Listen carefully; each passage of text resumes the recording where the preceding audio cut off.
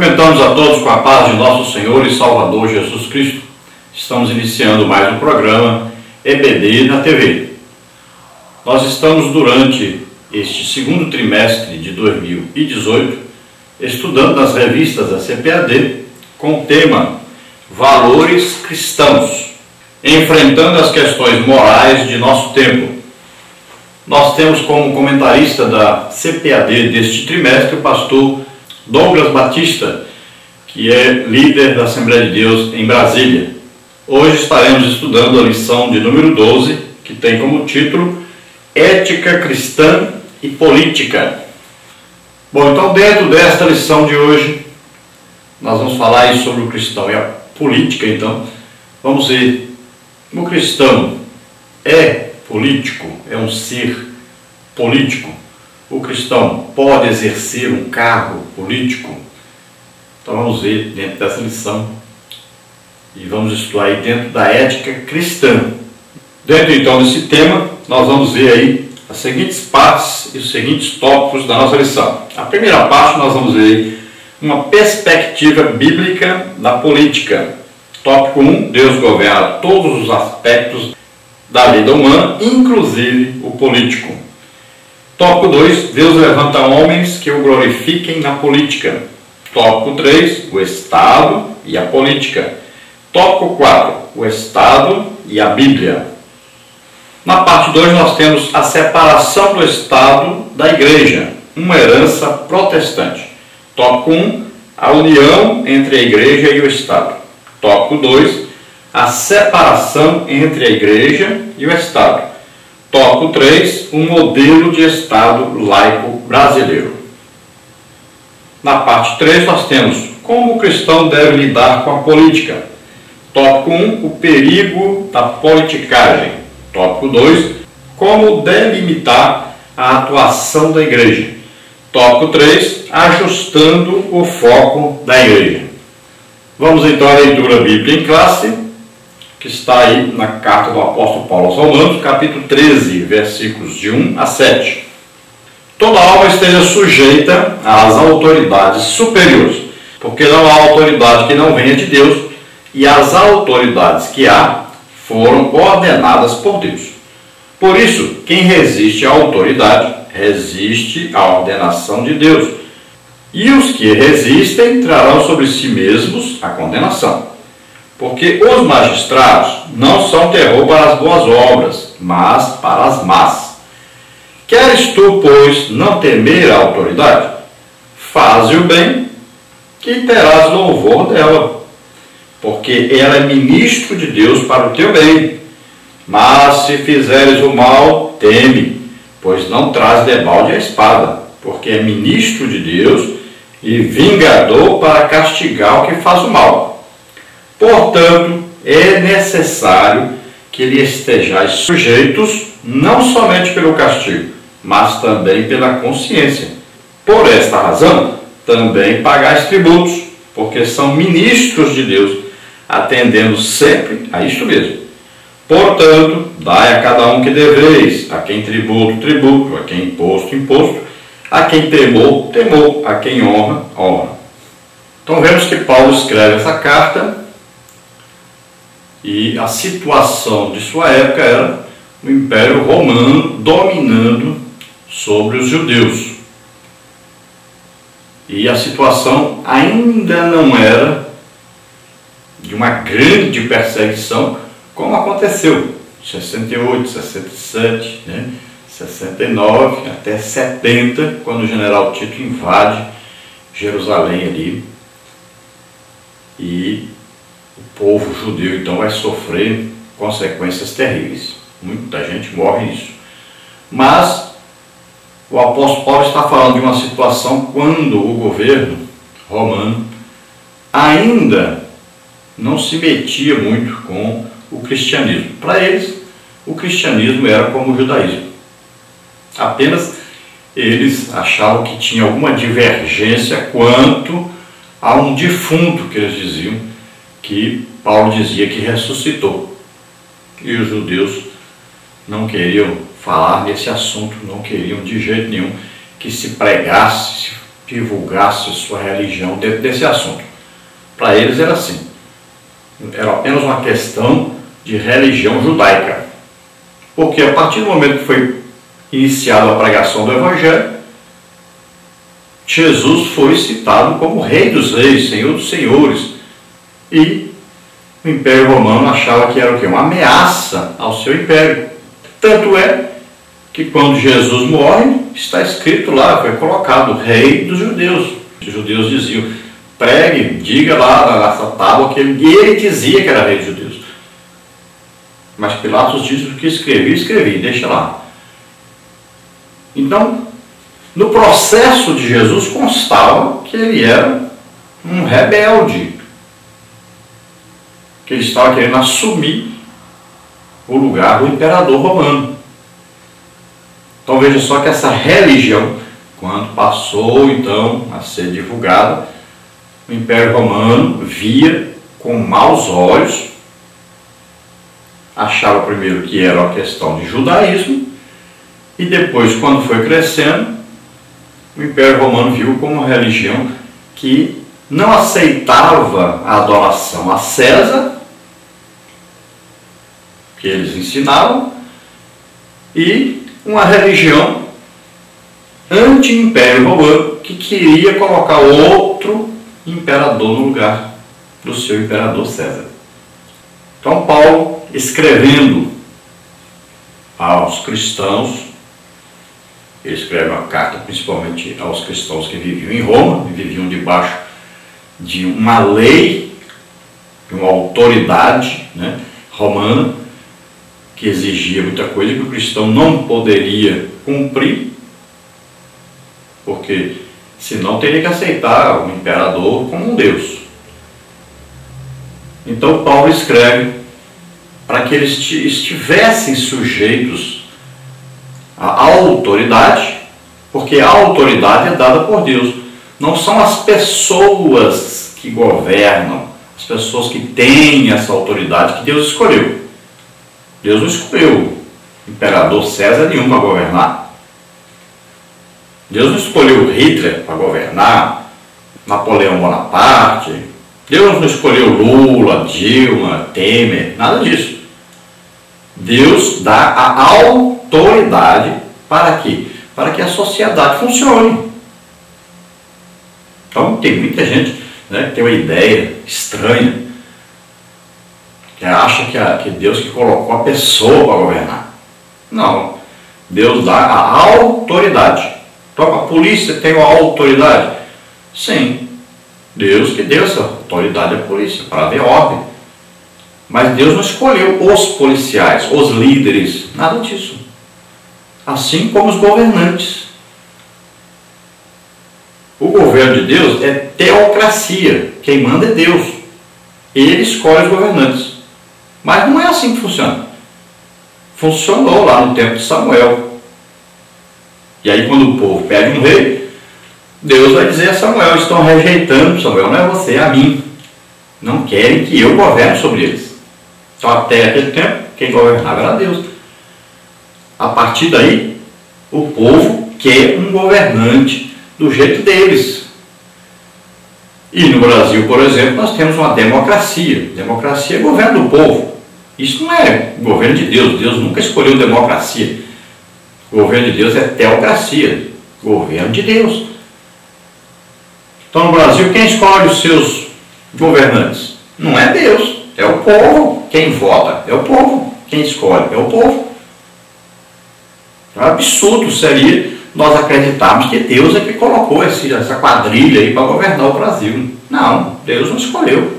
Quem escolheu foi o povo, quem votou foi o povo. Então veja só, a autoridade para governar quem dá é Deus, mas não a pessoa que está exercendo essa autoridade. Aí não foi Deus que escolheu. E assim é na religião também. Deus escolheu Arão para ser sumo sacerdote. E diz que os próximos sumos sacerdotes seriam descendentes de Arão. Mas os sacerdotes que entraram, que não prestavam, foi Deus que escolheu? Não, é porque eram descendentes de Arão. Não quer dizer que Deus escolheu, você vai ficar. Não, porque eram descendentes de Arão e foram assumindo o lugar de Arão, seus descendentes. Muitos deles não prestavam. Veja só, não é Deus que escolheu aquela pessoa. Deus colocou um sistema para funcionar, mas já disse logo para o povo. Quando eles pediram o rei, ele disse: vai, Samuel, diga para o povo o que o rei vai fazer. Eles estão me rejeitando, eles não querem que eu governe sobre eles. Veja que é bem claro isso aí. Então Deus deu a autoridade de rei, deu. Mas Deus queria o quê? Que ele, Deus, governasse. É assim que Deus queria. Então Deus diz: olha, o povo está me rejeitando. Disse bem claro para Samuel. Então eu vou atendê-los. Assim acontece com o nosso país. Quem escolhe as pessoas para colocar no governo não é Deus. Agora, totalmente fora. Deus não escolheu ninguém para governar. Deus deu a autoridade para eles governarem. Então quem escolhe? O povo. Não tem voto. Não tem eleição esse ano. É Deus que vai escolher o candidato? Não. Somos nós que vamos votar. Então deveria a igreja analisar isso. Que partido é? Qual o projeto do partido? Esse partido, as ideias, os fundamentos combinam com a Bíblia? Eles querem aprovar leis antibíblicas? Esse candidato tem alguma coisa a ver com Deus? É um filho de Deus? É um cristão legítimo? É batizado nas águas? Batizado no Espírito Santo? É um servo de Deus? Frequenta a igreja? Vamos ver a família dele, vamos ver o passado, vamos ver aí a condução da sua vida, o seu caráter. É cristão? Nós não temos nenhum candidato assim. Infelizmente, essa é a realidade nossa. Nós não temos nenhum candidato digno de confiança. Candidato que não se corrompeu. Candidato íntegro, cristão, verdadeiro, legítimo, em quem nós possamos confiar, em quem nós possamos votar. Infelizmente não temos. Mas devemos votar e vamos escolher os candidatos. Vamos escolher o melhor que tem, sabendo que não é um cristão legítimo, mas nós vamos ter que escolher pelo menos o que chegue mais próximo, que vá seguir pelo menos algumas coisas que ajudarão o país. Agora, pelo menos temos que ter um critério de não escolher um candidato cujas bases políticas sejam contrárias à Bíblia. Um candidato que apoia aborto, um candidato que apoia casamento de homossexuais, um candidato que quer apoiar ideologia de gênero. Então esse aí nós não podemos nem mencionar. Não existe nem a mínima possibilidade de um cristão votar numa pessoa dessa. Um candidato aí que quer taxar a igreja, cobrar imposto da igreja. Então esse candidato para nós não serve. Então temos que tomar cuidado. Está nas mãos daquele que vai votar, aquele que vai governar. Quem está escolhendo somos nós. Nós estamos votando. Estamos escolhendo. Não vai falar que é Deus não, porque não é Deus não. Vamos ter então mais detalhes aí na nossa lição de hoje. A introdução diz assim: as Escrituras registram a liderança política de grandes personagens bíblicos, entre eles José, governador do Egito, Atos 7, 9 e 10, e Esté, a rainha da Pérsia e da Média, Esté 5, 2. Contudo, apesar desses exemplos, por muitas décadas a política foi satanizada no meio evangélico.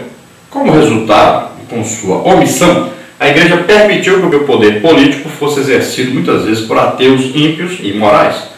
Esse comportamento contribuiu para a eleição, por exemplo, de governos contrários à cultura judaico-cristã. Para mudar esse quadro, faz-se necessário que a igreja amadureça e aprofunde sua consciência política. Bom, nós sabemos que não existe um ser humano para dizer, não, comigo não existe política, sou contrário totalmente à política e tal. Por quê? Porque todo ser humano é político. Quando você escolheu lá o líder de classe, lá na sua escola, você estava fazendo política. Quando você escolhe aí quem vai ser o líder de mocidade na sua igreja, você está sendo político. Quem vai ser o professor de escola, quem vai ser um líder de departamento e tal, você está sendo político. Quando você vê aí uma eleição para quem vai ser o presidente geral aí da Assembleia de Deus, por exemplo, você está sendo político. Então, quando você fala mal do governo, você está sendo político. Então, todo ser humano é político. Porque a política é o quê? É o governar a polis, ou seja, uma cidade, né? Governar um povo, a maneira de se governar melhor. Então tem que haver autoridades. Nós falamos pessoas que vão governar sobre outras pessoas. Essas pessoas representam, na verdade, Deus. Veja bem, a pessoa pode ser a pior pessoa do mundo, mas ela tem uma autoridade de Deus sobre ela para governar. Senão, o país vira uma bagunça, né? Ninguém obedece a ninguém, não existe ordem. Então ele tem autoridade. Agora, se ele vai exercer essa autoridade obedecendo a Deus, aí nós não podemos saber e nem exigir que alguém que não conhece Deus obedeça a Deus. Então veja só o perigo que nós corremos, né? Porque quando nós escolhemos uma pessoa que não conhece Deus, nós vamos ter que aceitar leis que ele vai fazer, coisas que ele vai fazer, que são antibíblicas, que não são a vontade de Deus. Então, Deus colocou esse lado político no ser humano, mas Deus tem normas a serem seguidas. Então, como é que nós vamos saber o que é certo, o que é errado? O governo deve ser de Deus, deve ser da maneira de Deus. Mas o problema é que as pessoas não conhecem Deus e não obedecem a Deus e não vão procurar na Bíblia seus parâmetros. Então, nós escolhemos, temos que saber escolher. Quando se vai falar em política, sempre se procura no Antigo Testamento. Então vamos ver personagens bíblicos, né, que estiveram na política de grandes nações, poderosas nações. Mas no Novo Testamento nós não vamos ter base nenhuma para falar que um cristão deve exercer um cargo político. Não existe no Novo Testamento isso. No Novo Testamento nós vamos ver José de Arimateia, que já era político, aí se converteu, mas não se tornou nenhum político que exercia alguma coisa, defendia o cristianismo, fazia alguma coisa. Pelo contrário, ele é chamado de discípulo oculto. Então ele se escondia. O único ato que nós vamos ver dele, que foi uma coisa boa, foi pegar, né, pedir o corpo de Jesus, sepultar na sua sepultura, né, e levar ali um unguento para ungir o corpo de Jesus. Depois ele desaparece da Bíblia, porque com certeza, se ele tivesse alguma posição de destaque, né, como político, exercendo a política e ajudando o cristianismo em alguma coisa, a Bíblia falaria dele. Vemos aí também Nicodemos, que foi ter com Jesus de noite, né, ocultamente, e também a Bíblia não vai falar dele além do sepultamento de Jesus. Depois não se fala mais, porque também não teve nenhum destaque falando sobre cristianismo, pregando o evangelho, fazendo alguma coisa em prol do evangelho. A Bíblia não cita mais, então é porque não teve nenhum destaque. Mas também não se tornou político depois que aceitou Jesus, nem ele, nem Arimateia. Os apóstolos e discípulos, todos que aceitaram Jesus, se tornaram igreja de Jesus Cristo, nenhum deles entrou na política, nenhum disputou o cargo eletivo. Não temos exemplo nenhum na Bíblia para podermos dizer que essas pessoas, depois que aceitaram Jesus, se tornaram políticos. O cristão pode ser político? Pode. Pode ser candidato? Pode. Desde que ele abandone a sua posição na igreja. Porque se ele tem um ministério, ele disse assim: eu entrego a minha vida a Deus para exercer uma função dentro da igreja. E a Bíblia vai ensinar para nós que aquele que luta não pode se envolver com outras coisas, não pode estar envolvido com o mundo, não pode estar envolvido com a política, não pode estar envolvido com nada. É dedicação total, exclusiva ao ministério que Deus confia à pessoa. Não pode fazer as duas coisas ao mesmo tempo. Então nós temos hoje aí vários pastores, né, que querem ao mesmo tempo ser pastor e ao mesmo tempo político. Isso não é bíblico, isso não é bom, é péssimo para a igreja. Todo o estatuto da igreja deveria conter lá: se alguém quer se candidatar a um cargo eletivo, imediatamente ele perderá o seu cargo na igreja. Ele tem que escolher o que ele quer. As duas coisas ao mesmo tempo não dá. Já não está cuidando nem da igreja direito, imagine quando exercer duas funções ao mesmo tempo. A igreja não é empresa. A igreja não é um comércio.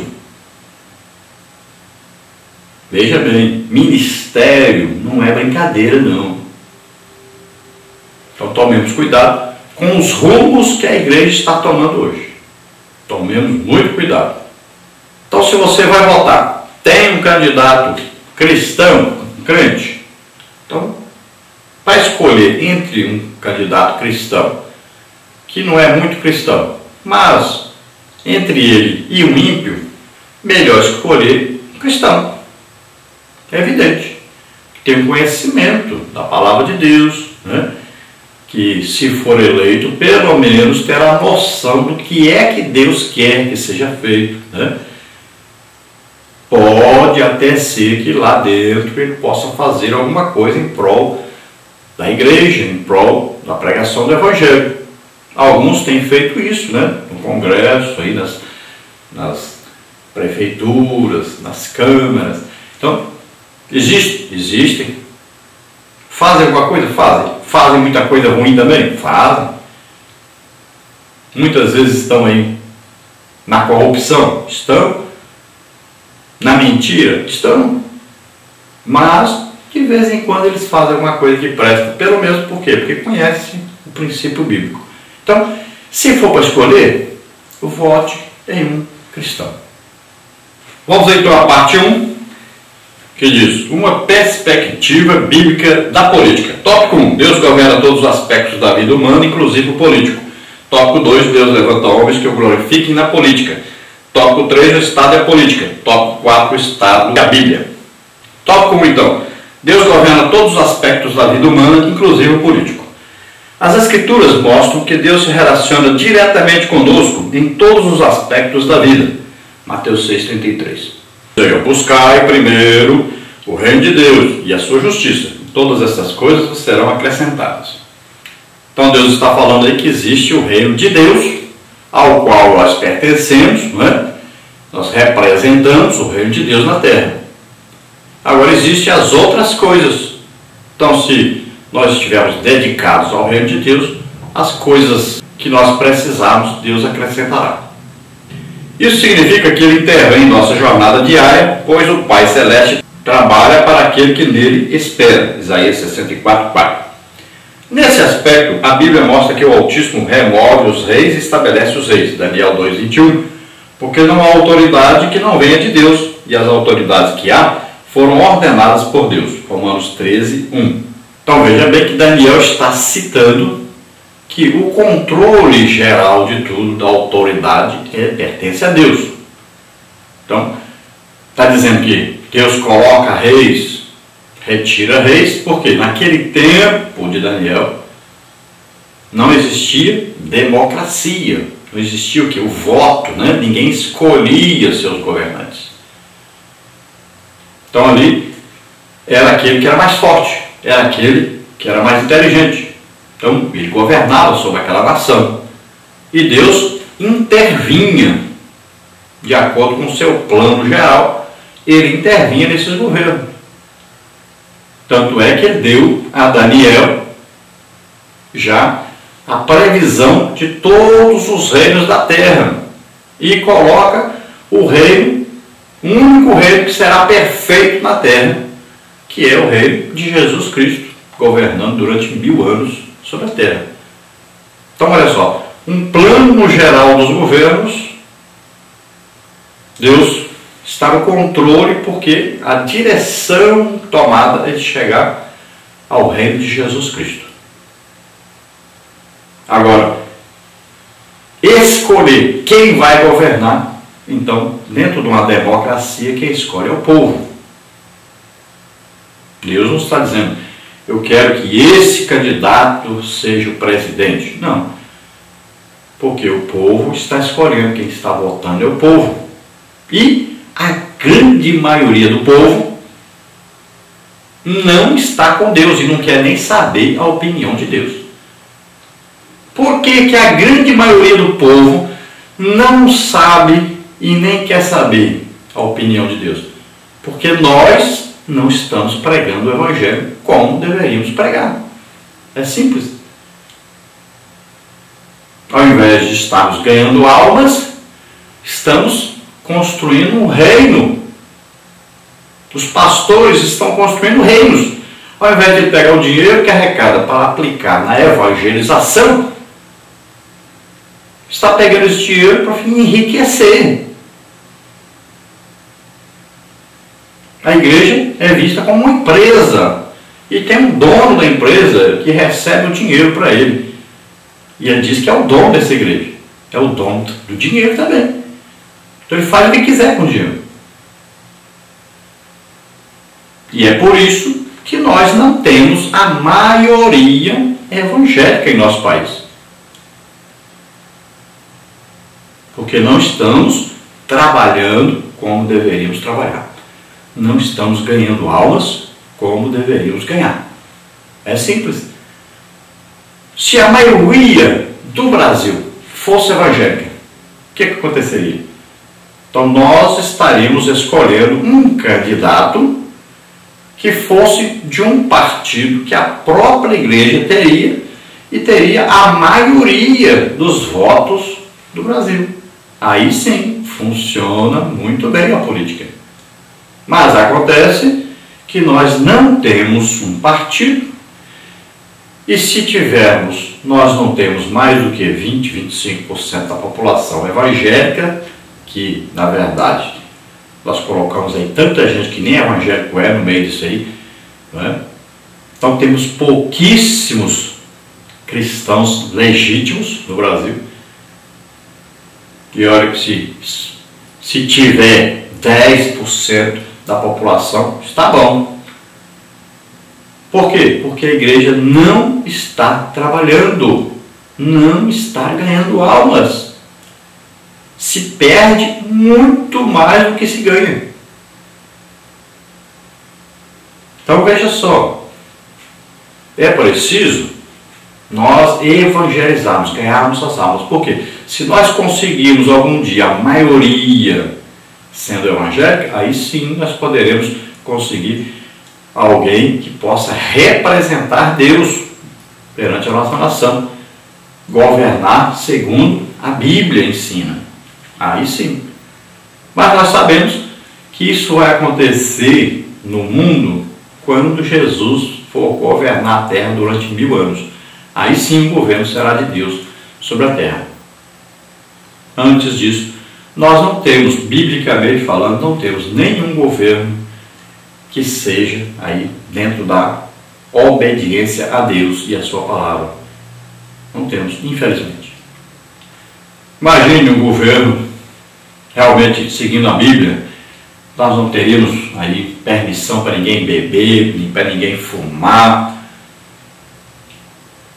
corrupção seria proibida. Imagine como seria, imagine aí como seria. Aí você olha lá no milênio, Jesus estava governando. E mesmo assim, Jesus governando, lá existirão inimigos. Ainda existirá um povo que não quer o governo de Jesus.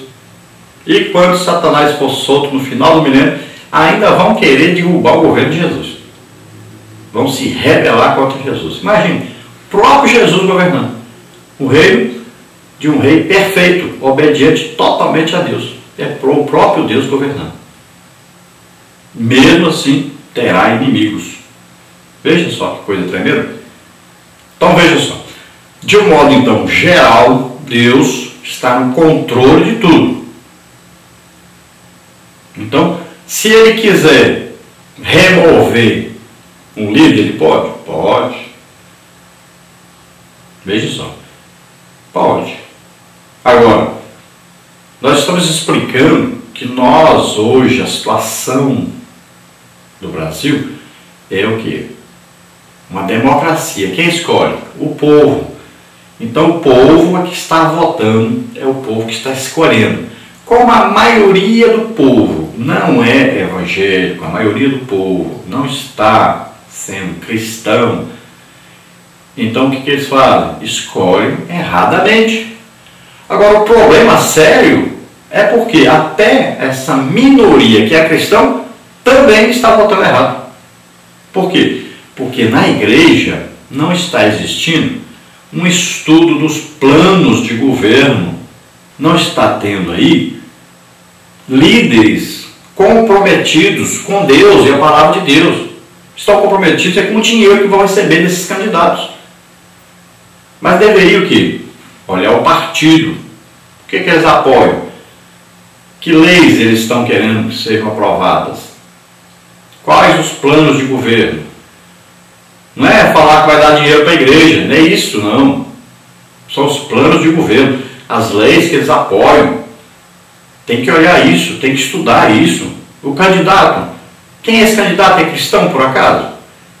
Um candidato que vive na mentira, na corrupção, família toda atrapalhada, não tem nada de fidelidade a Deus. E aí a igreja vai apoiar isso? Então é preciso explicar para as pessoas. Existe um partido, e esse partido, ele tem planos, projetos, leis que eles querem aprovar. Eles têm o quê? Ideologia, ideias desse partido. Nós temos que estudar isso.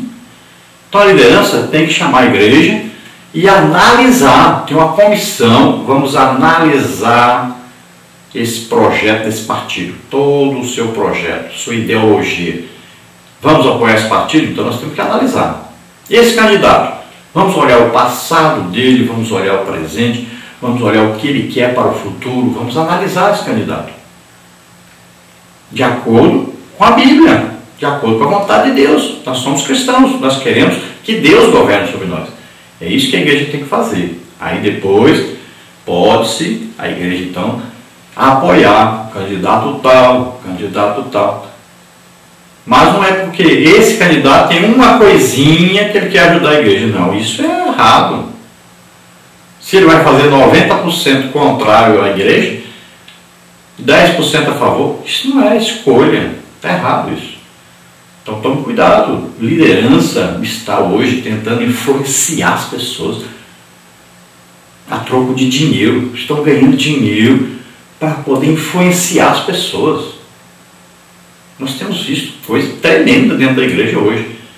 Pastores, pelo amor de Deus, não vão para a televisão fazer propaganda política. Parem com isso, apoiando pessoas irresponsáveis, pessoas que dão um péssimo testemunho diante da sociedade. Pessoas que só estão visando dinheiro, posição, não querem ajudar ninguém não. Faço isso não. Olha o jogo desigual, vocês estão se colocando no jogo desigual com os infiéis. Cuidado, não faça isso não. Muito feio. E ainda usam o tempo central, às vezes, da gente. É a igreja. Não brinque com a igreja, não. A igreja é de Jesus Cristo. Cuidado. Muito cuidado com o que você está fazendo. Então aqui o nosso comentarista diz que sim, o Deus Altíssimo governa o aspecto político da vida no mundo. Então, nosso comentarista deste trimestre, né, ele mora em Brasília, ali no centro exatamente da política, do poder, né, tem muita influência desse meio que ele vive, é claro, na maneira de ele ensinar sobre política. Então devemos tomar cuidado com os rumos que nós mesmos estamos dando ao nosso país. Escolha bem o seu candidato, cuidado, estude o partido dele, estude a vida dele, os seus ideais. E olhemos que nós vivemos um Novo Testamento, nova aliança. E nós vamos olhar aí, existe base bíblica aí para nós estarmos envolvidos nessa politicagem? Existe base bíblica aí para nós deixarmos o ministério, ou queremos incluir o nosso ministério junto com política? Então tomemos cuidado, fique se baseando lá. As pessoas querem, quando querem falar de enriquecer, vão lá para o Antigo Testamento, porque no Novo Testamento não vai achar isso. Os seguidores de Jesus não vão ver nenhum enriquecendo. Aí quando querem falar de política, corre também para o Antigo Testamento, porque lá tem José, lá tem Daniel, lá tem Rainha Esther. E no Novo Testamento, porque você não procura, onde é que está? Onde é que tem? Então, a igreja é igreja. Igreja não é povos do Antigo Testamento. Igreja começou depois de Jesus vir à terra, morrer por nós, ressuscitar. Aí a igreja passa a existir a partir daí. Então tome cuidado. Tópico 2. Deus levanta homens que o glorifiquem na política. Os exemplos da Bíblia são abundantes, mas destacamos 3 deles. José, filho de Jacó, Gênesis 41, 37 e 57. Esther, a rainha, Esther 2, 12 a 20. Daniel, o jovem, Daniel 2, 46 a 49. Essas 3 pessoas se colocaram à disposição do Senhor e, por intermédio dele, providenciaram o escape para o povo de Deus. Gênesis 42, 46 a 49, Esther 7, 1 a 10, Daniel 2, de 1 a 45. A história da igreja também mostra um homem chamado William Wilberforce, 1759 a 1833, que, por influência do Evangelho e impactado pelo ministério de John Wesley, foi quem liderou o fim do tráfico de escravos no reino britânico. Sim, Deus usa pessoas para glorificar o seu nome na política. Muito interessante, né? É o que nós acabamos de fazer. Falar sobre exatamente isso. Por isso eu já dei a introdução. Vai se buscar exemplos lá no Antigo Testamento. Aí, quando se procura no Novo Testamento, não acha nenhum. Aí vai citar uma pessoa que viveu no ano tal, que fez alguma coisa boa. Mas isso aí até os ímpios de vez em quando faz uma coisa boa. Então não tem base para apoiarmos no Novo Testamento, aí colocarmos pessoas que são cristãos legítimos para serem candidatos à política, a exercerem cargos políticos. Então não tem exemplo no Novo Testamento, não existe apoio para isso.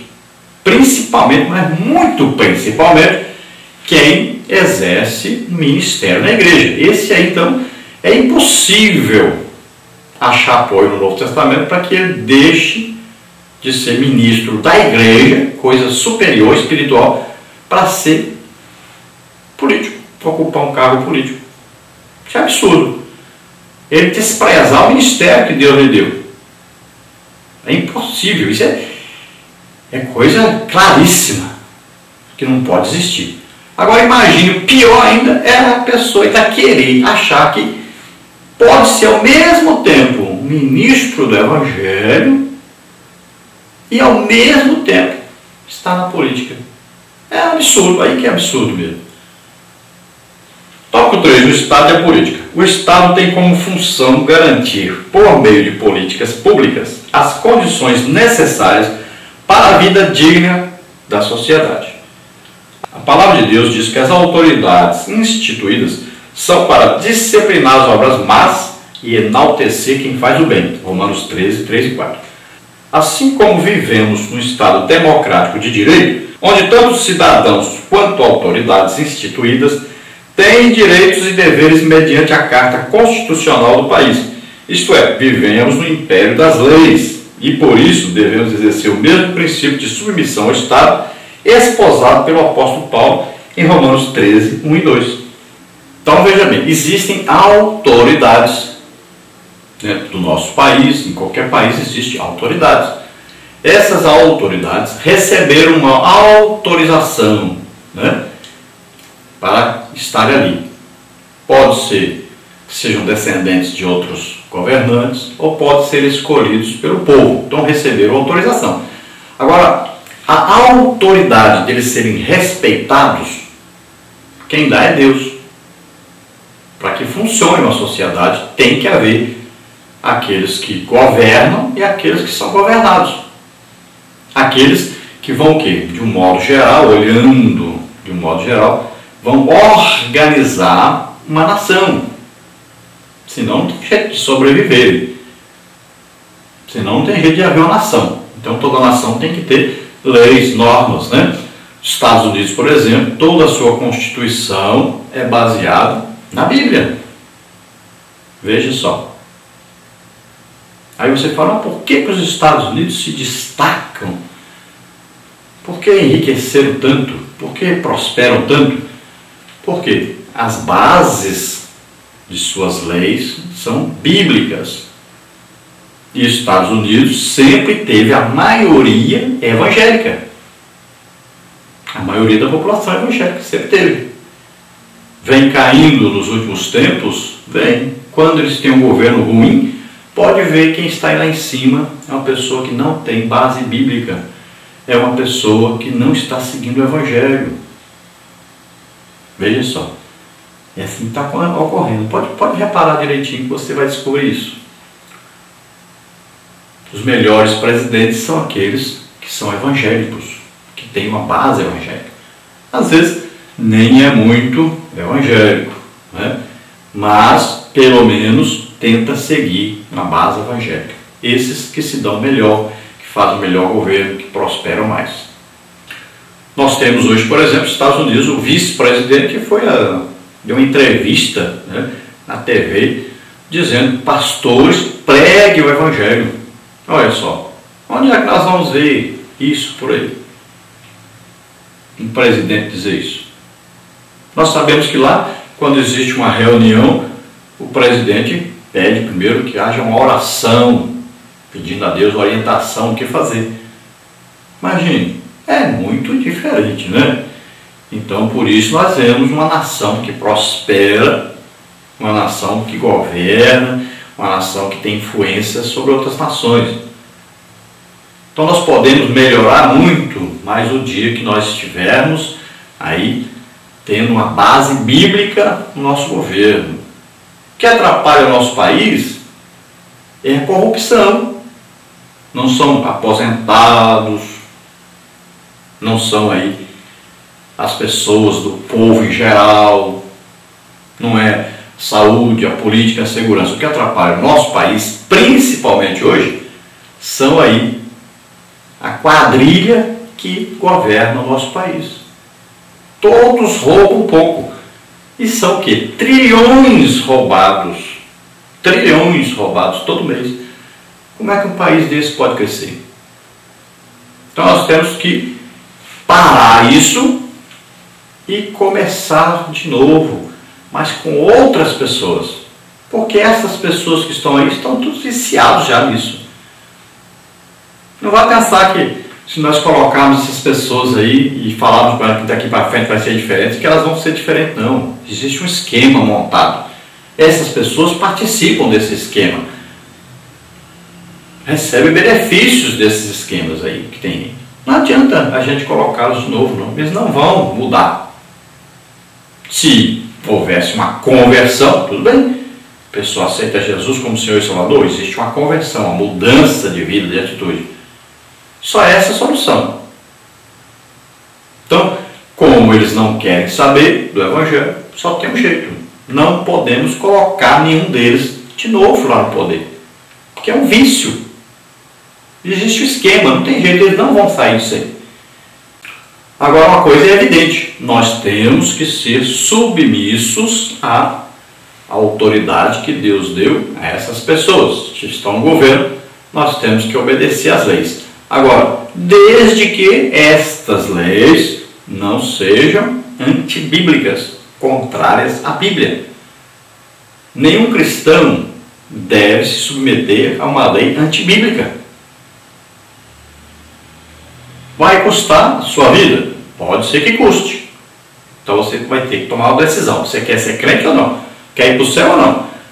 Então você tem que tomar uma decisão. Então nós vamos ver que os apóstolos, foram todos mortos durante um governo que era antibíblico. Paulo mandou obedecer às leis, mas não disse que vocês têm que obedecer às leis que são antibíblicas. Não, Paulo não ensinou isso. Ele disse para obedecer às autoridades. Você quer viver bem? Ore pelas autoridades, para que você viva tranquilo, e ore para que eles não façam leis antibíblicas, porque se fizerem, você não tem a obrigação de seguir. Você vai arriscar? Vai arriscar, perder sua vida, perder as coisas que você tem. Vai arriscar. Se você quer ir para o céu, é assim. Então veja só, cuidado, porque tem gente achando que o apóstolo Paulo está dizendo: não, você tem que obedecer todas as leis que eles fazem aí. Não é isso que ele está dizendo, não. Veja bem que quando ele fala das autoridades, ele vai dizer que as autoridades, eles vão fazer o quê? Louvam aqueles que são bons, praticam bem, praticam a palavra de Deus, fazem o bem, e punem aqueles que fazem o mal. Agora, e se os governantes acharem que o mal é aquilo que você faz para Deus que está na Bíblia? Aí a encrenca está feita. Olha só, você vai ser considerado fora da lei, vai dizer que você está transgredindo uma lei. Por quê? Porque essa lei é antibíblica e você não aceita. E aí? Você vai obedecer à autoridade? Se a autoridade disser para você que você só pode ter um filho, se a autoridade disser para você que você tem que fazer aborto, se a autoridade disser para você, pastor, por exemplo, que você tem que fazer o casamento aí de homossexual, então você tem que decidir qual atitude você vai tomar diante de uma lei antibíblica. Porque se você ceder, você está indo contra o princípio de Deus, contra a Bíblia. E aí você não entra no reino de Deus, você não é salvo, não adianta. Então, tomemos cuidado, porque se nós vamos escolher candidatos que têm leis antibíblicas, depois nós vamos ter que seguir essas leis antibíblicas. E aí, muita gente vai perder a salvação. Então, tomemos cuidado com quem nós vamos colocar lá para governar o nosso país. Tópico 4, o Estado e a Bíblia. O Novo Testamento retrata o Estado como instrumento ordenado por Deus, Romanos 13:1. Assim, os que resistem ao Estado afrontam a Deus, Romanos 13:2. Nesse contexto, o Estado é servo do Altíssimo para aplicar a justiça, Romanos 13:4. Logo, ele não é problema para os que fazem o bem, mas para os que praticam o mal, Romanos 13:4, 1 de Pedro 2:14. Assim é lícito pagar tributos e impostos ao Estado, Romanos 13:6 e 7. Bem como temos a recomendação de orar pelas autoridades públicas, 1 Timóteo 2:1 e 2. Então, olha só, Jesus pegou a moeda e disse o quê? Dai a César o que é de César e a Deus o que é de Deus. Tudo bem. Então você tem um comércio, você é evangélico, você não tem um comércio.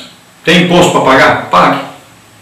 Agora me diz uma coisa, você paga o imposto corretamente, mas o seu vizinho não paga. Então você tem um preço da sua mercadoria já incluído o imposto, que você paga corretamente. O seu vizinho tem outro preço mais barato, porque ele não paga o imposto como você paga. E aí, como é que você vai ser esse comerciante? Aí a maioria dos cristãos tomam a decisão: eu também não vou pagar o imposto para mim poder ter preço para concorrer com o meu vizinho. E aí você está no pecado. Olha só como é que é a coisa. E assim são nas diversas coisas dentro da sociedade.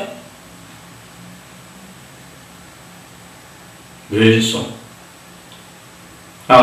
O meu vizinho compra mercadoria lá do Paraguai, não sei de onde, e traz.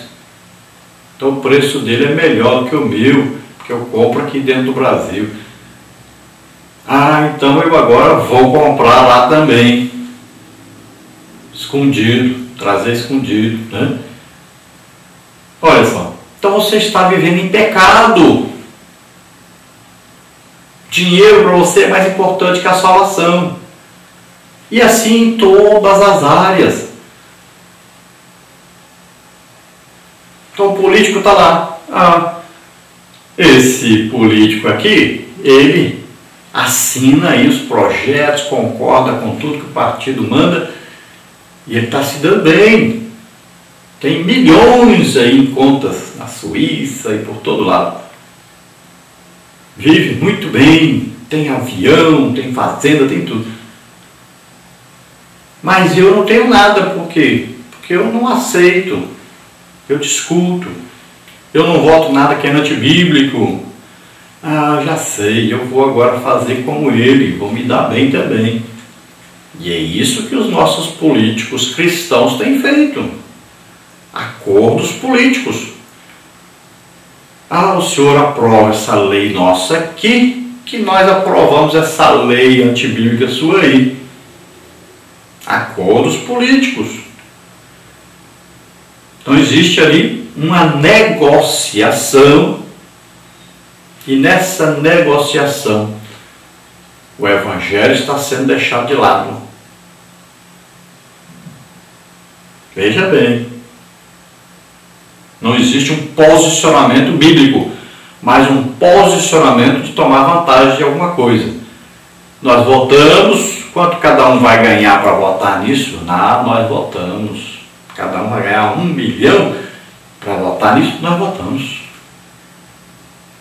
Então veja só, às vezes está votando contra o próprio país, votando contra a Bíblia, mas existem vantagens.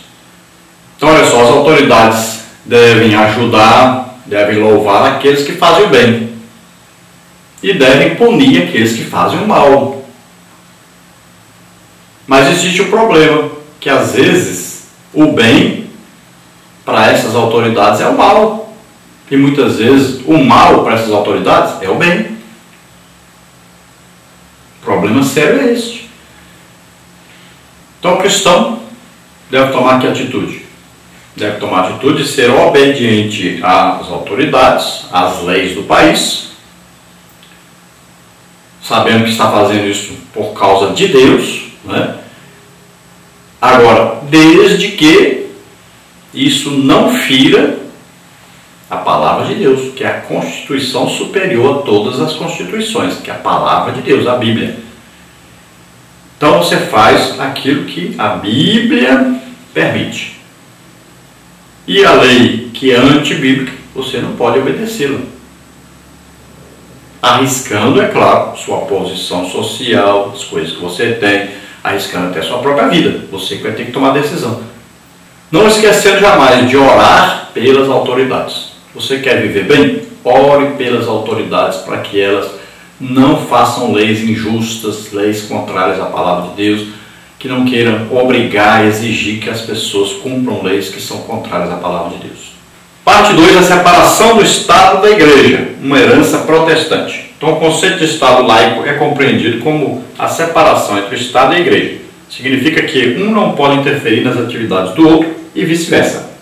Então quando se fala Estado laico, quer dizer que esse Estado, esse governo, não possui uma religião, não aprova somente um tipo de religião. É um governo feito para o povo em geral. Não pode haver aí uma preferência por uma religião. Então nessa parte 2, a separação do Estado da Igreja, uma herança protestante, nós temos aí tópico 1, a união entre a Igreja e o Estado, tópico 2, a separação entre a Igreja e o Estado, tópico 3, o modelo de Estado laico brasileiro. Tópico 1, então, a união entre a Igreja e o Estado. No ano 313, Constantino e Licínio, imperadores romanos do Ocidente e do Oriente, respectivamente, promulgaram o Edito de Milão. O decreto outorgou liberdade e tolerância religiosa aos cristãos no Império Romano. O imperador Teodósio decretou em 380 d.C. O Edito de Tessalônica, estabelecendo o cristianismo como religião oficial do Império. O Edito prometia vingança divina e castigo do Estado aos que não aderissem à lei. A partir de então, a união entre a Igreja e o Estado passou a ser indiscutível. A exemplo da deformação da nação de Israel, o início dessa união trouxe até benefícios, mas em seguida essa mistura foi trágica. 1 Samuel 10:1, confere com 8, 10 a 19. Então olha só, quando existiu então a união entre a Igreja e o Estado, no início foi bom, por quê? Não houve mais do que aquela perseguição que havia antes. Mas isso foi o quê? Uma arma satânica, na verdade. Por quê? A religião unida com o Estado trouxe o poder do Estado sobre a Igreja. E o Estado era corrupto, era idólatra, trouxe tudo que não prestava e colocou dentro da Igreja. Passou-se a permitir espiritismo, feitiçaria, passou-se a permitir o uso de imagens, tudo que não prestava passou-se a permitir dentro da religião. Quem era cristão legítimo, de repente viu que não estava mais na igreja, teve que separar-se da igreja, se tornar uma igreja clandestina, na verdade. Sempre existiu igreja verdadeira? Sempre. Cristãos legítimos? Sim. Mas eles tiveram que se separar dessa igreja corrupta, que era governada pelo Estado. Então a liderança passou a ser de políticos. O chefe do Estado era o chefe da igreja. Tem muita gente querendo fazer isso com a igreja hoje. Muita gente. Querendo unir as duas coisas. E já sabemos da história que não dá certo. Então tomemos cuidado. Nós estamos aí indo para esse engodo, esse engano. Estamos sendo levados, carregados, como ovelhas ao matadouro. Cuidado com isso. Não existe mistura de ministério, igreja com política. Não tem como alguém ser ao mesmo tempo um pastor e ao mesmo tempo aí um deputado, um senador, um presidente. Não tem jeito, não dá certo. Não dá certo. A história tem mostrado isso. Nós deveríamos aprender com a história. Vai acontecer somente no governo de Jesus Cristo, o próprio Deus governando sobre a terra. Aí vai dar certo. Mesmo que os homens ainda vão tentar dar errado, mas vai dar certo. Muita gente fala aí de protestantismo e tal, que tantas reuniões que houveram, Tanta coisa que fizeram aí, de normas, de leis, de aí, teologia, de decisões teológicas aí. Tanta coisa foi feita, Concílios e mais concílios, reforma, não sei o quê. Mas veja bem, a legítima igreja mesmo, a verdadeira igreja, não participava dessas coisas. A verdadeira igreja continuava fiel a Deus, cheia do Espírito Santo, pregando o Evangelho, ganhando almas, vivendo oprimida, perseguida. Não pense que eles participavam dessas coisas, não. Essa briga aí de Armínio e vai por aí a todos os líderes daquela época, as discussões teológicas, concílios e mais concílios, reforma, contra-reforma, Lutero, Calvino, Armínio, não sei o quê. Vocês acham que os principais mesmo, os líderes religiosos, os que eram crentes mesmo participavam disso? Claro que não. A igreja verdadeira dele sempre foi perseguida, sempre esteve à margem da sociedade. Os verdadeiros e legítimos cristãos mesmo nem participavam disso, nem eram convidados para isso. Não se engane, não. A verdadeira igreja nunca teve dúvida sobre Trindade, sobre batismo do Espírito Santo, sobre dons do Espírito Santo. Ela nunca teve dúvida sobre isso. Sempre viveu cheio do Espírito Santo, seguindo sua marcha. Esses homens que buscavam poder, dinheiro, estavam metidos no meio da política, é que faziam essas reuniões. Eram patrocinados pelo governo que existia. Eles, mesmo a legítima igreja mesmo, nem participavam dessas coisas. Tópico 2, a separação entre a igreja e o Estado. Ao fim da Idade Média, os ideais humanistas valorizavam os direitos individuais do cidadão. Isso despertou nos cristãos a necessidade de reformar a igreja, especialmente o clero, os sacerdotes. Os abusos de Roma e a venda de indulgências deflagraram a reforma em 1517 na Alemanha. O monge Martinho Lutero rompeu com o catolicismo romano. Foi a partir da reforma que, paulatinamente, os conceitos de liberdade, de tolerância religiosa, de democracia e de separação entre igreja e Estado foram alçados ao status de direitos fundamentais. A palavra de Deus mostra que a ideia de Estado e igreja não dará bons resultados. Atos 4, 1 a 7. Por isso o Estado não deve interferir na igreja, nem a igreja no Estado. Todavia o povo de Deus jamais deve faltar com a sua voz profética diante das injustiças e pecados sociais. Então aqui eu quero chamar a atenção para duas frases aqui. Parece que fala uma frase e depois desmancha, mas essas frases são importantíssimas. Vamos ver. Diz assim, olha, a palavra de Deus mostra que a ideia de Estado e igreja não dará bons resultados. Viu aí? Estado e igreja não dará bom resultado. A união dessas duas. Não sei porque a insistência de alguns em unir essas duas coisas. Não dá bom resultado. Isso está provado claramente. A história mostra claramente. Quando há união entre Estado, igreja, Estado, não dá certo. As duas coisas não combinam. Então, muito boa essa frase. Segunda coisa, diz aí, olha aí. Por isso, o Estado não deve interferir na igreja, nem a igreja no Estado. Então, olha só. O Estado não pode interferir na igreja, mas também a igreja não pode interferir no Estado. Muito bom. Então, por que nós queremos interferir lá no Estado? Veja bem, se a maioria do povo brasileiro fosse evangélica, automaticamente o líder que nós escolheríamos para governar o país seria um evangélico. Normal. Maioria escolhe um candidato. Bom demais. Normal isso. Agora, nós somos a minoria dentro do país. Cristãos legítimos, vamos dizer, 10%. Vamos exagerar, então, vamos colocar aí 30%. Mas 30% não é 50%, nem 51%, é 30%.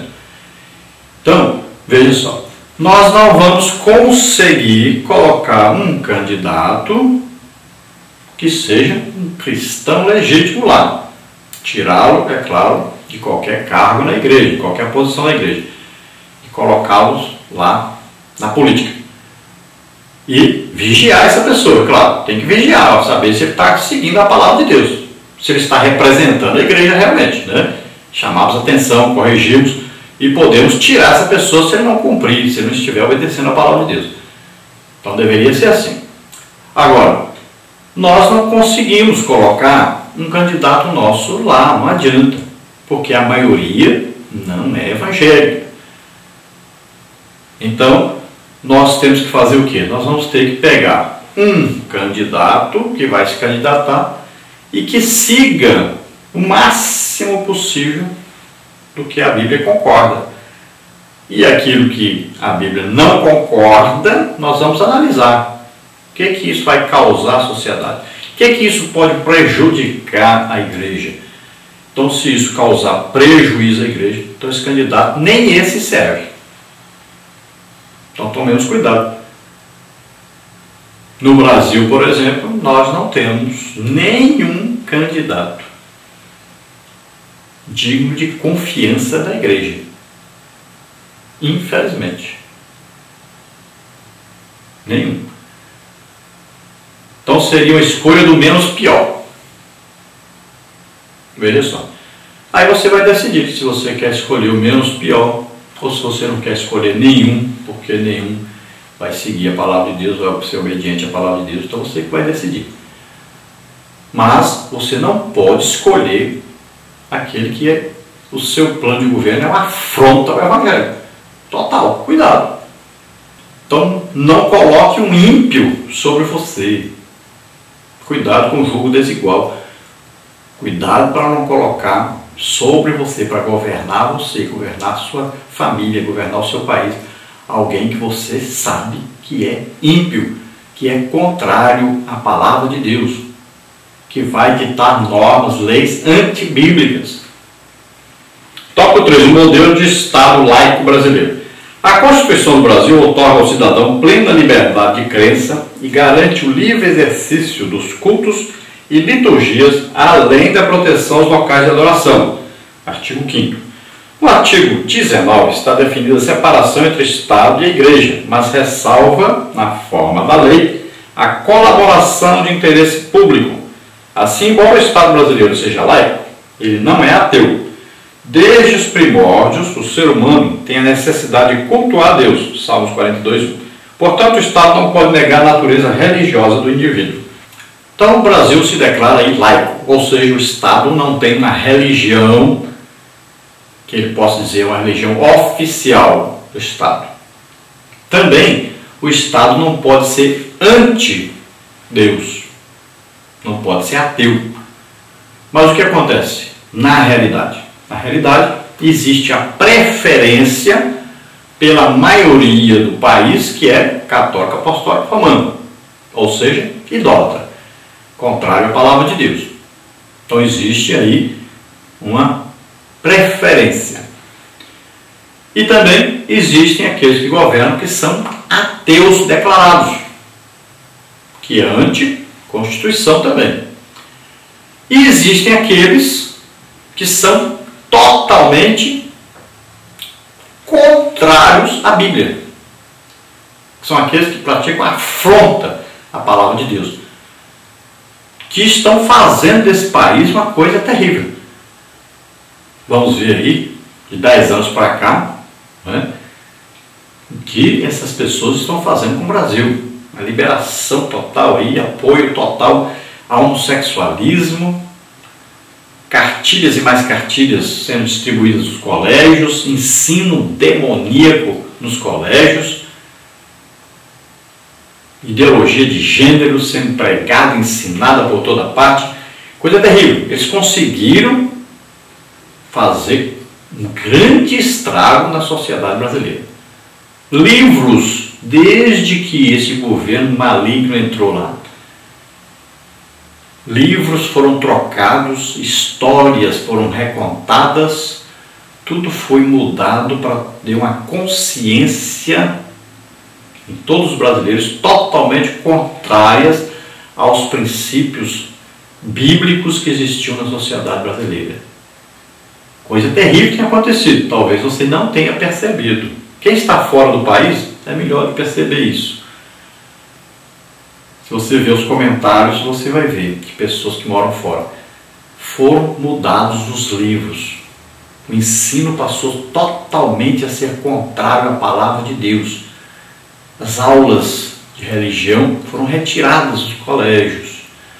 Tudo que ensinava sobre Deus, sobre os princípios divinos, foram retirados. A história foi mudada. Os elogios que existiam a pessoas boas, que tinham bons princípios, foram retirados. Passou-se a ensinar que aqueles que praticam o mal é que estão certos. Cuidado, nosso país está indo para um rumo muito difícil. Nós podemos mudar isso agora na eleição. Cuidado, não coloque essas pessoas de novo no governo. Cuidado, cuidado com o seu voto. Porque saiu uma gangue e entrou outra que segue a mesma cartilha. Então, o Estado laico, ele não pode ter uma religião de preferência, embora no Brasil tenha.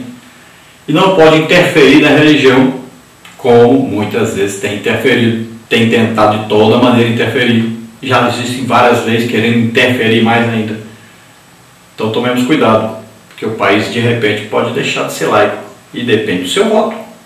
Se você continuar votando nesses que estão aí, ou que estiveram agora no governo passado, muito cuidado, você estará de repente votando numa mudança radical que pode prejudicar muito, mas muito mesmo o país.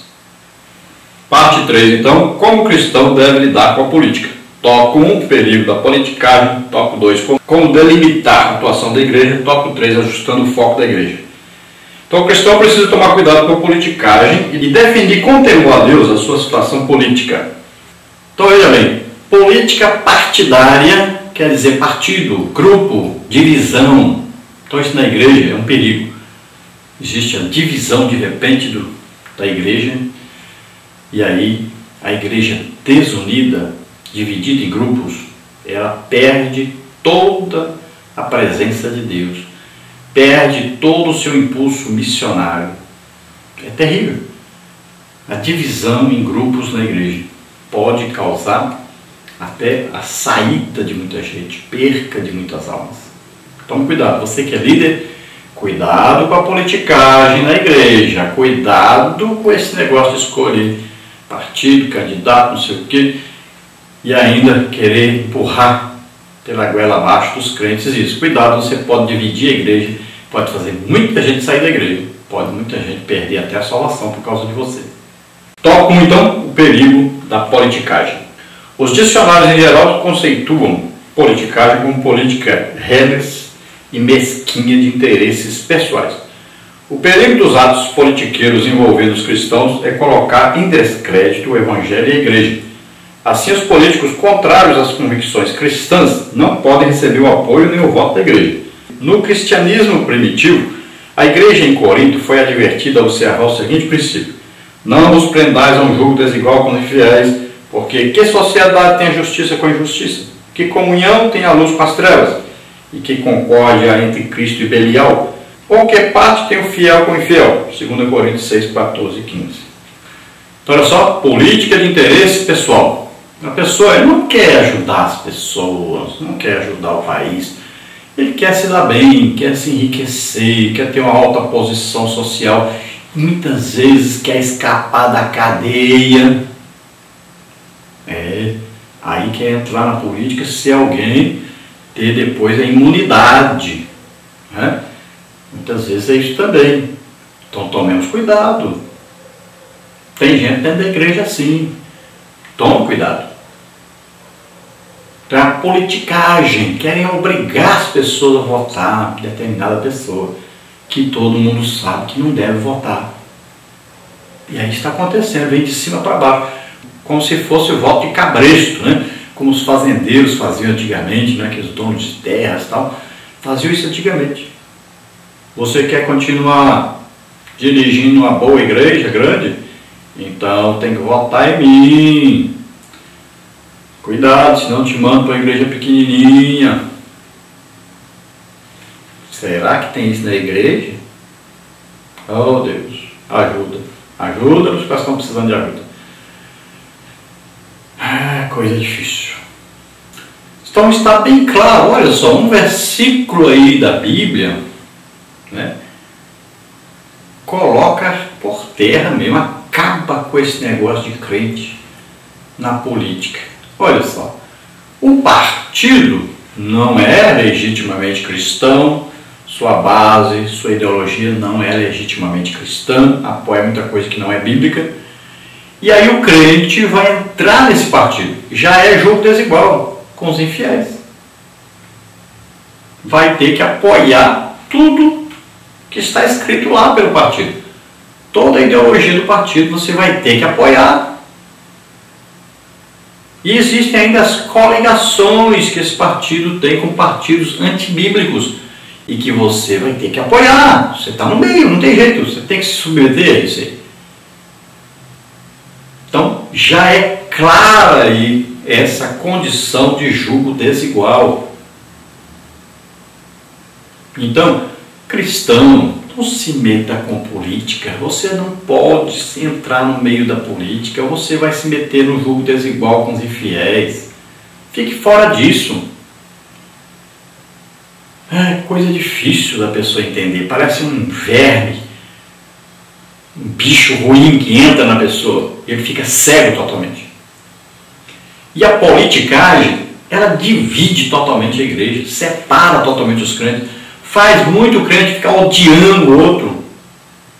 Se Jesus voltar, vai ficar muita gente na época da política aí, na época da eleição. Muita gente. Então cuidado. Cuidado, crente. Não se mete nisso não. Fica de fora, só orando, intercedendo, pedindo a Deus para ajudar, para ter misericórdia dessas pessoas. Tópico 2. Como delimitar a atuação da igreja? Os princípios éticos devem ser estritamente observados. O púlpito da igreja não pode dar lugar ao palanque eleitoreiro. É verdade que a igreja precisa de conscientização política, mas isso não significa ocupar o espaço de adoração e pregação da palavra em campanhas políticas. Conscientização política é uma coisa, campanha política é outra. Esta não cabe no espaço de culto do corpo de Cristo. Nesse sentido, a conscientização política da igreja deve ser fundamentada em princípios cristãos. Isso significa que o cristão deve analisar as propostas e as ideologias dos partidos políticos sob a ótica cristã. Isaías 5:20. Diz o que? Ai dos que ao mal chamam bem e ao bem mal, que fazem da escuridade luz e da luz escuridade, e fazem do amargo doce e do doce amargo. Então aqui fala do púlpito da igreja. Eu já vi candidato que é macumbeiro, feiticeiro, espírita, idólatra, pregar o evangelho em época de política. Vi vários candidatos, são verdadeiros demônios, usarem o púlpito da igreja para fazer política. Infelizmente. Acontece no Brasil inteiro. Oh, meu Deus, tenha misericórdia. O que tem ocorrido no Brasil na época de política é coisa muito triste. Muito triste. Cuidado, meu irmão. Cuidado, líder. Tem gente que caminhou a vida inteira como cristão, mas está acabando a sua vida como ímpio. Cuidado. Não perca a sua salvação por causa de dinheiro. Não perca a sua salvação por causa de posição social. Faça isso não. Tome cuidado. Igreja não é brincadeira. Igreja tem dono. É Jesus. Tenha temor de Deus. Pastor, não venda o rebanho. Não negocie com o povo de Deus. Cuidado, pastores. Muito cuidado. Se você acredita que Deus tira ímpio, imagine pastor. Cuidado. Deus remove você, remove seu castiçal. Cuidado. Nem que não. Então deve haver conscientização. Sim, a igreja pode reunir o povo, suas lideranças, discutir o projeto do partido tal. Por que esse partido nós não podemos votar nele? Olha aqui, porque ele tem as leis assim, ele tem a ideologia assim, ele tem leis que querem aprovar assim, são contrárias à Bíblia. Ah, isso aqui o partido até é bom, mas o candidato é assim, assim, assim, assim. Candidatos aí casados 2, 3 vezes, candidato beberrão, tem de tudo na política. Candidato feiticeiro, tem de tudo. E aí a igreja vai apoiar esse tipo de coisa? Então, deve-se discutir? Sim, tudo bem. Mas culto é culto, culto é a Deus. Culto é direcionado à adoração a Deus. Não coloque aí político para pregar, para falar, para aparecer, ficar no púlpito, como quem não quer nada, distribuindo lá os seus santinhos lá fora, sendo apresentados com toda a pompa. Cuidado, pastor, você está querendo influenciar o povo. Cuidado. Dinheiro não é tudo, não. Não se venda. Tópico 3. Ajustando o foco da igreja. O povo de Deus não pode limitar-se a fazer oposição e oferecer resistência e iniquidade no poder temporal. Não pode depositar sua confiança e esperança nas decisões políticas. As lideranças devem incentivar o avivamento espiritual. O avivamento liderado por John Wesley, 1703 a 1791, trouxe mudanças sociais significativas na Inglaterra, pois o mal realmente a ser combatido pela igreja é o pecado. Não podemos jamais perder a nossa consciência e natureza espiritual. Quando a mensagem de arrependimento for pregada ao mundo, então suas vidas serão transformadas. O Espírito Santo terá liberdade para convencer os ouvintes do pecado, da justiça e do juízo. João 16:8. À medida que verdadeiras conversões a Cristo ocorrem, na mesma proporção, a nossa nação sofre transformações espirituais e sociais. Viu aí que maravilha? Se nós colocarmos isso em prática. Qual é o papel da igreja? Qual é o papel dos pastores, dos líderes? A evangelização dos povos. Quando o povo conhece a Deus, ele passa a escolher os candidatos que vão obedecer a Deus, passam a exigir tomadas de posições do governo que apoiam as coisas de Deus. É simples isso. Então, o que nós temos que fazer? Pregar o Evangelho. A igreja está na terra para pregar o Evangelho. A igreja não está na terra para governar aí a terra. Não. Jesus estava na terra, ele poderia governar. Ele governou? Não. Paulo, Pedro, João, olha aí, representavam o reino de Deus na terra.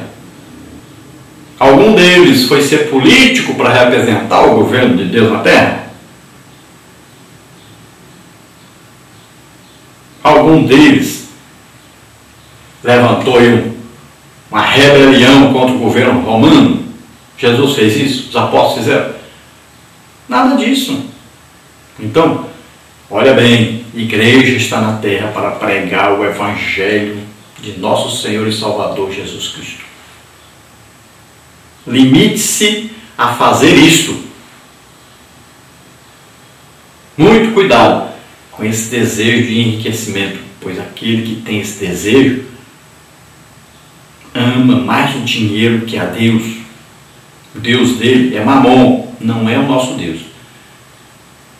Saia disso enquanto você pode. Vamos à conclusão que diz: diante do cerceamento de algumas liberdades, a igreja começou a despertar-se para a realidade política. As mudanças e as transformações sociais passam pelo processo político. Por que então não eleger candidatos verdadeiramente vocacionados para a vida pública e que reproduzam a moral cristã? Por que não apoiar políticos que rejeitam as leis contrárias aos princípios cristãos? Para tanto, a igreja precisa ocupar o seu espaço e influenciar positivamente a sociedade.